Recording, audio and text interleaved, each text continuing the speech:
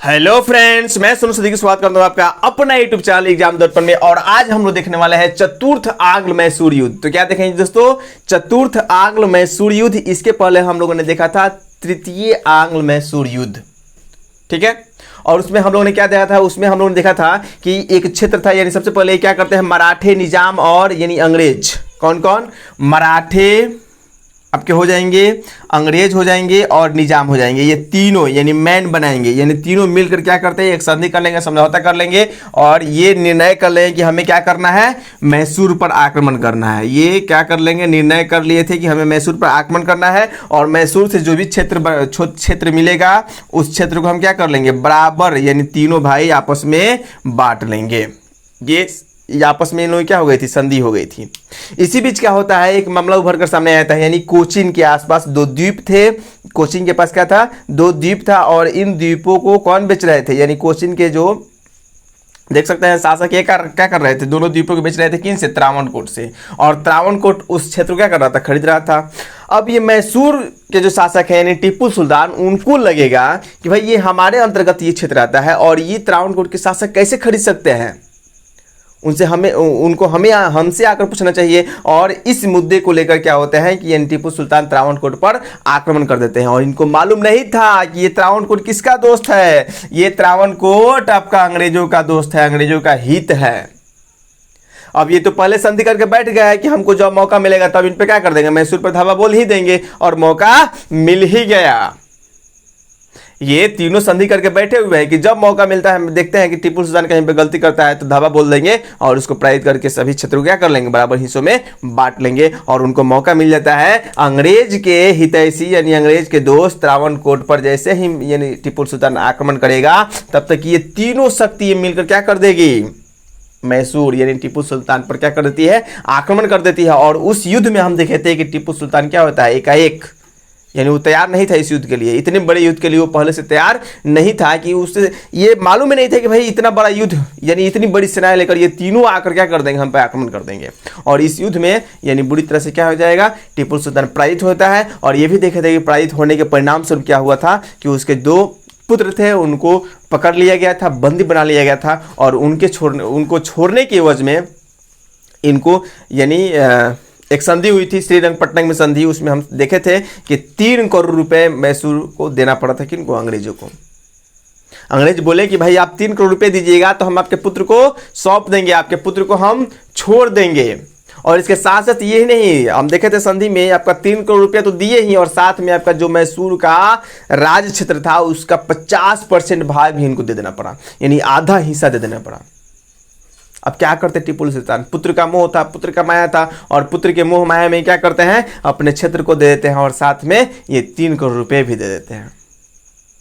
ये हम देखे थे क्या, आपका तृतीय आंग्ल मैसूर युद्ध। और उसके बाद जो श्रीरंगपट्टनम की संधि होती है, ये अगले वीडियो में हम देख चुके हैं। आज देखेंगे कि वो कौन सी परिस्थिति उत्पन्न होती है जिसके परिणाम स्वरूप आपका चतुर्थ आंग्ल मैसूर युद्ध होता है। तो हम लोग क्या देखे थे कि आखिर तृतीय आंग्ल मैसूर युद्ध क्यों हुआ था, क्योंकि ये मैसूर के जो शासक थे टीपू सुल्तान, वो अपने शक्ति में वृद्धि कर रहे थे, आधुनिक हथियारों से परिचित कराए थे अपने सेनाओं को, उन्हें यानी यूरोपीय ढंग से प्रशिक्षित कर रहे थे। एक ऐसे कंपनी को यहाँ पे खोल दिए थे जो क्या करती थी, यूरोपीय की प्रतिस्पर्धा, यानी यूरोपीय कंपनी का ये प्रतिस्पर्धा करती थी। यानी जिस तरह ये यूरोपीय कंपनी भारत में आकर व्यापार करते थे, उसी प्रकार टीपू सुल्तान ने अपने क्षेत्र में एक कंपनी खोल दी थी जिससे वो क्या कर सकते थे, अन्य यूरोपीय देशों में व्यापार कर रहे थे। अब ये देख रहे हैं कि एक भारतीय शासक होकर इतना आगे कैसे बढ़ गया। यही कारण था कि क्या, यानी तृतीय आंग्ल मैसूर युद्ध हुआ। और फिर हम देखेंगे कि टीपू सुल्तान यानी हारने के बावजूद भी एक छोटे से क्षेत्र का शासक है, फिर भी अपना जो प्रगति कार्य है इसको रोकता नहीं है। जितना ही क्षेत्र में वो शासन कर रहा था उतने ही क्षेत्र के लोगों को उतने ही क्षेत्र के लोगों के बारे में क्या ये सोच रहा था कि हमारे क्षेत्र के लोग जो है, हमारे जो अंतर्गत जो लोग आते हैं वो खुशहाल रहे, वो समृद्ध हो। और इसके लिए यानी हारने के बावजूद भी वो कार्य करता रहा। नेपोलियन से उसकी जो बात होती थी, नेपोलियन से जो उनकी संधि थी वो रुकी नहीं, नेपोलियन से यानी वार्तालाप चलता रहा। हम देखें कि ये इटली, तुर्की, ये सबसे यानी दोस्ती कर लिया और साथ में और सोचा कि भाई आखिर ये क्या इस मतलब वो कौन से कारण हैं जिसके परिणाम स्वरूप यानी अंग्रेज यानी हर युद्ध में जीत जा रहे हैं और हम आखिर क्यों हार रहे हैं। वो इस कारण को खोजने में सफल हुआ और उसने देखा कि भाई हमारी जो सेना है ये पूर्ण रूपेण अभी आधुनिक तरीकों से यानी आधुनिक हथियारों से लैस नहीं है और आधुनिक यानी युद्ध शैली से परिचित नहीं है। ये कितना ही कोशिश कर रहे थे लेकिन यानी यूरोपीय सेनाओं का मुकाबला नहीं कर पा रहे थे। फिर ये फ्रांसीसियों के सहयोग से, नेपोलियन के सहयोग से, तुर्की के सहयोग से अपने क्षेत्र के सेनाओं को और यानी आधुनिकीकरण करने का प्रयास करेंगे और ये आधुनिकीकरण करने का प्रयास करते हैं तब अंग्रेजों को फिर ये खटकना शुरू हो जाते हैं। फिर उनके आँख के क्या होता है, किरकिरी बन जाते हैं, उनके आंखों में गन्ने लगते हैं और फिर वेलेस्ली, और इस समय देखेंगे कि लॉर्ड वेलेस्ली आ गया था। कौन आ गया था? वेलेस्ली आ गया था। यानी हम तो देखेंगे वारेन हेस्टिंग चला गया, कर्नवालिस चला गया, कर्नवालिस इस समय चला जाता है और नए गवर्नर के रूप में आता है वेलेस्ली। अब देखिए बाबू ये बहुत ही इंपॉर्टेंट बात है, ये इस समय कौन आता है? वेलेस्ली। वेलेस्ली आता है। अब ये देखिए ये आया तो एक अलग नीति लेकर आया था। इसके पहले हम क्या देखे थे कि कौन था आपका? कर्नवालिस था। कर्नवालिस आया तो आप देखिए कि आप युद्ध हुआ, उसके बाद यानी सब एक से का लड़ रहा है, सब जितना भी आपका गवर्नर चल रहा है सब एक दूसरे के बाप ही आ रहा है, कोई बेटा का रूप धारण नहीं कर रहा है, सब बापे का रूप धारण कर रहा है। वो इतना किए तो हम उससे ज़्यादा करेंगे, बस समझ रहा है ना। तो वेलेस्ली आता है तो क्या करता है, ये कहता है सहायक संधि लेकर चला जाता है। ठीक है, ये क्या करता है? सहायक संधि लेकर आता है, सहायक संधि। और यही कारण होगा, सहायक संधि ही कारण होगा जिसका परिणाम स्वरूप आपका चतुर्थ आंग्ल मैसूर युद्ध होगा। ठीक है, इसमें सहायक संधि में क्या था? तो सहायक संधि के अंतर्गत ये था, लॉर्ड वेलेस्ली ने देखा, पहले देखिए इसके पहले हम देखे थे कर्नवालिस, उनको भी मना किया गया था कि भाई आपको युद्ध नहीं करना है। वेलेस्ली को भी बुलाया कि युद्ध जितना हो सके उतना आप बचा कर रखिए, युद्ध कोशिश कीजिए कि यानी न हो। वेलेस्ली बोला ठीक है हम युद्ध नहीं करेंगे। ये क्या करता है? सहायक संधि लेकर आता है, क्योंकि इनकी स्थिति इतनी मजबूत हो गई थी इस समय, यानी वेलेस्ली जब आया उस समय यानी भारत में अंग्रेजों की स्थिति काफ़ी मजबूत हो गई थी। हम देख सकते हैं कि अवध में इन्हीं का शासन था। आपका इलाहाबाद की प्रथम संधि, द्वितीय संधि देख लीजिए। द्वितीय संधि के तहत अवध के नवाब के साथ संधि हो गया था। प्रथम संधि यानी शाह आलम यानी मुगल शासक के साथ संधि हो गया था। तो संपूर्ण उत्तरी भारत में तो इनका कब्जा है ही। अब यहाँ पर क्या हो गया, यहाँ पर मैसूर को पराजित किए हैं तो इन क्षेत्रों पर भी अपना अधिकार कर लिए। यहाँ पर हम देखे थे आपका मद्रास था, तो यहाँ पर ये है ही, यहाँ पर क्या था? मद्रास। मद्रास में उपस्थित है ही, फिर ये मुंबई में है ही। ठीक है, अब ये सोचेंगे, अब यहाँ पर हम देख सकते हैं इस क्षेत्र पर भी ये आ गए हैं, ये जो आपका जो भी यानी मलाबार तट के आसपास जो क्षेत्र है ये यहाँ पर उपस्थित हो गए हैं। यहाँ पर इनका अधिकार हो गया आपका तृतीय आंग्ल मैसूर के अंतर्गत ये क्षेत्र इनको प्राप्त हो गया था। अब होगा क्या, अब ये वेलेस्ली जो आया था, वेलेस्ली सोचेगा भाई अब हम इतने शक्तिशाली हो गए कि हमें युद्ध करने की आवश्यकता नहीं है, हम युद्ध क्यों करेंगे। जितने भी भारत के शासक हैं सबके साथ बोलेंगे कि तुम सहायक संधि करो। क्या करो? तुम सहायक संधि करो, वरना डायरेक्ट हमसे युद्ध करो। तो युद्ध कौन करना? छोटे छोटे जो शासक है भारत के हैं वो युद्ध करना चाहेंगे अंग्रेजों से, क्योंकि अभी देखिए मान लीजिए हाथी से अगर कुत्ता को लड़ाइएगा तो संभव है जीते। तो स्पष्ट बात है कि अब ये समझ गए थे कि हम काफ़ी शक्तिशाली हो गए हैं और हम सहायक संधि के लिए किसी के आगे प्रस्ताव रखेंगे तो वे स्वयं क्या हो जाएंगे, स्वीकार कर लेंगे। और ये क्या करते हैं, लॉर्ड वेलेस्ली आता है तो सहायक संधि लेकर आता है और सहायक संधि के अंतर्गत क्या होगा कि भाई सभी राजाओं के पास भेजा जाएगा कि भाई आप क्या कर ले। जैसे सहायक संधि एक तरह का उदाहरण समझ सकते हैं, जैसे आप अतीत यानी प्राचीन भारत में पढ़े होंगे या रामायण वगैरह में पढ़े होंगे कि उस समय जो राजा क्या अश्वमेघ यज्ञ करते थे। कौन सा यज्ञ? अश्वमेघ यज्ञ। अश्वमेघ यज्ञ, आप अश्वमेघ यज्ञ का नाम सुने होंगे। तो अश्वमेघ यज्ञ किस प्रकार होता था भाई? तो अश्वमेघ यज्ञ में होता था, जैसे मान लीजिए राम ने भी यानी देख सकते हैं लव कुश और राम के बारे में, यानी इनके द्वारा अश्वमेघ यज्ञ किया जाता है और लव कुश किस प्रकार क्या करता है, यानी उनके घोड़ों को पकड़ लेते हैं। तो पहले इस कहानी को समझिए कि अश्वमेघ यज्ञ है क्या। उसमें यानी जो राजा अपने आप को काफ़ी शक्तिशाली मानता था, यानी विजित जो राजा होता था, उनको लगता था कि हम काफ़ी शक्तिशाली हैं, वो क्या करता था, अश्वमेघ यज्ञ करता था और एक घोड़ा को खुला छोड़ देता था और उसके पीछे पीछे सेना होती थी।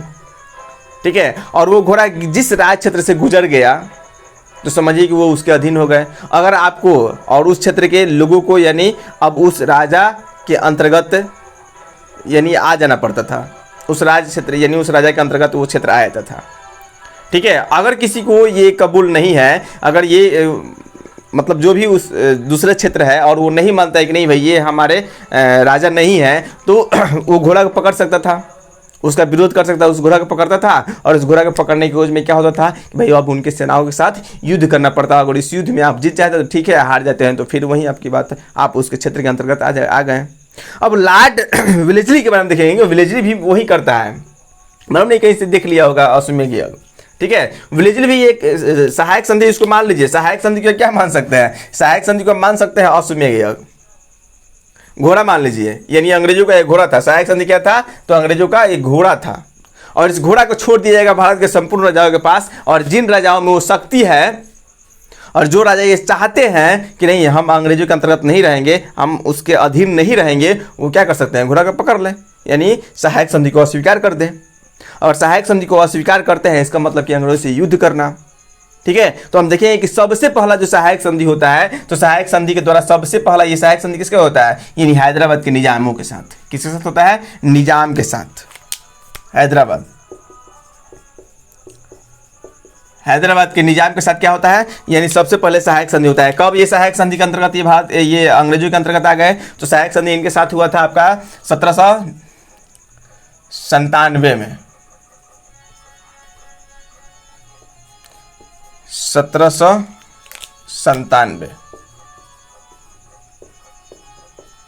1797 ईस्वी में क्या होगा, सहायक संधि हुआ किनके साथ, यानी आपके निजाम के साथ, बोल सकते हैं क्या नाम है इनका, हैदराबाद के साथ।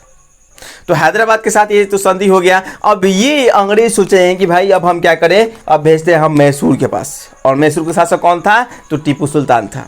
और ये सहायक संधि भेजते हैं किनके पास, मैसूर के शासक टीपू सुल्तान के पास। और टीपू सुल्तान कहाँ मानने वाला है सहायक संधि को, वो अधीन, अगर मान लीजिए अधीने रहना होता अंग्रेजों का, तो इतना युद्ध काहे के लिए करता।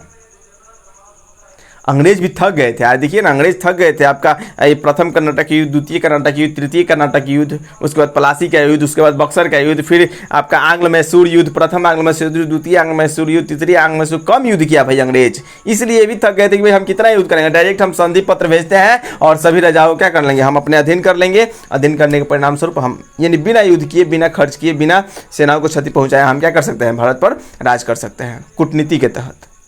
और इसलिए सबसे पहले संधि किसके साथ किए, तो हम देख सकते हैं सबसे पहले संधि करते हैं हैदराबाद के निजाम के साथ, और 1797 ईस्वी में ये अंग्रेजों के अधीन हो जाते हैं। उसके बाद ये पत्र किनके पास भेजा जाता है, मैसूर के पास। और मैसूर का शासक कौन है, टीपू सुल्तान। टीपू सुल्तान कहाँ इनके अधीन आने वाला है, इनके संधि आपके सहायक संधि पत्र को स्वीकार करने वाला है। वो इसको खारिज कर देगा, इसका विरोध कर देगा, और विरोध का परिणाम क्या होगा, युद्ध होगा भाई। यही सहायक संधि नहीं मानने के कारण क्या होता है, आपका चतुर्थ आंग्ल मैसूर युद्ध होता है बाबू 1799 ईस्वी में। और इस युद्ध में हम देखेंगे कि आपके जो मैसूर यानी टीपू सुल्तान है, वो बुरी तरह से क्या हो गए, पराजित हो गए। और पराजित क्या हुए, समझिए कि यानी 1799 ईस्वी में टीपू सुल्तान की क्या होती है, मृत्यु हो जाती है। यानी टीपू सुल्तान 1799 ईस्वी में मारा जाता है।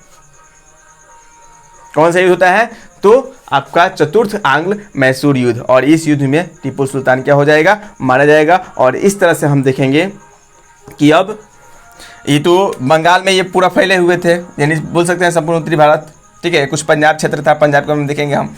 तो अब निजाम भी किसके अंतर्गत आ गया, ये इनके अंतर्गत आ गया, कर्नाटक और ये आपका है ही, ठीक है। मैसूर भी अब किसके अंतर्गत आ गया, अंग्रेजों के अंतर्गत आ गया। त्रावणकोर को इसके हित ही हैं, इनके दोस्त ही हैं, ठीक है। अब यहाँ पर हम देख रहे हैं अब बच गए कौन, अब केवल बच गए हैं मराठे, ठीक है। क्या बच गए हैं, अब केवल मराठे बच गए हैं। और मराठों के साथ भी वही हाल होगा जो हाल हुआ आपका मैसूर और निजामों के साथ। ये बड़ा कूद रहे थे ना कि हम अंग्रेज के साथ ही है, हम अंग्रेज का सपोर्ट करेंगे, अब करिए सपोर्ट।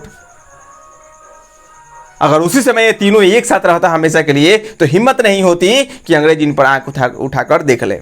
अब देख सकते हैं प्रथम आंग्ल मैसूर युद्ध में, जिस समय हैदर अली और तीनों मिलकर कूटे थे ना, मार कर भगा दिए थे। उनको समर्पण करना पड़ा था हैदर अली के सामने, अपने आप को समर्पित करना पड़ा, तब यानी वहाँ पर संधि हुआ था, जिसमें मद्रास का हम संधि कहते हैं। अगर वही तीनों साथ होते तो आज ये परिस्थिति उत्पन्न नहीं होती, और ये परिस्थिति उत्पन्न नहीं होती तो आज ये हंसी खुशी खुशहाल से ये अपने साम्राज्य को चलाते। लेकिन एक गलती, थोड़ा सा लालच के कारण क्या हो गया, ये सब की समझिए कि अपने राजपाट से हाथ धोना पड़ा। निजाम भी किसका दिन हो गया, अंग्रेजों का दिन हो गया। और उसके बाद अब मैसूर तो समाप्ति हो गया, दोनों बाप बेटे बेचारे मारे गए, हैदर अली भी मारा गया, टीपू सुल्तान भी मारा गया। और यहाँ पे हम देख सकते हैं मराठों के साथ भी। तो इसके बाद हम पढ़ेंगे, यानी अगले वीडियो में हम देखेंगे कि मराठों के साथ क्या स्थिति होती है। आग्ल, अब मैसूर युद्ध हो रहा था, अब आग्ल मराठा युद्ध होगा। ठीक है, तो हमें उम्मीद है कि आपको वीडियो काफ़ी पसंद हुई। काफ़ी छोटी वीडियो थी और ये चतुर्थ आंग्ल मैसूर युद्ध था। तो हमें उम्मीद है कि आप लोगों को ये पसंद आई होगी। और अगर आप लोगों को ये वीडियो पसंद आई है तो आप कृपया करके इस वीडियो को जितना हो सके उतना शेयर कीजिए और लाइक कीजिए और इस चैनल को सब्सक्राइब कीजिए। धन्यवाद दोस्तों, जय हिंद। मिलते हैं फिर हम लोग अगले वीडियो में।